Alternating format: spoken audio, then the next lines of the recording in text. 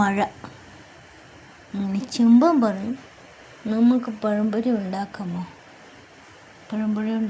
നമുക്ക്? ചെമ്പൻ്റെ അഭിപ്രായമാണ്. അങ്ങനെ ചെമ്പൻ ഇങ്ങനെ ചാരിക്കിടന്നുകൊണ്ട് പറഞ്ഞതാണ്. ചെമ്പൻ പറഞ്ഞുകൊണ്ടാണ് ഉണ്ടാക്കിയത്. ഭയങ്കര മഴയും. അങ്ങനെ പഴംപൊരി റെഡിയായി. നല്ല ചൂട് പഴംപൊരി റെഡിയായി. പോരാഞ്ഞിട്ട് ചായയും റെഡിയായി. ഇതിലേക്ക് പുറമൊക്കെ വൃത്തികേടായിട്ട് കിടക്കുന്നു. സമയം കിട്ടിയില്ല. ഇത്രയൊക്കെ പറ്റുള്ളൂ.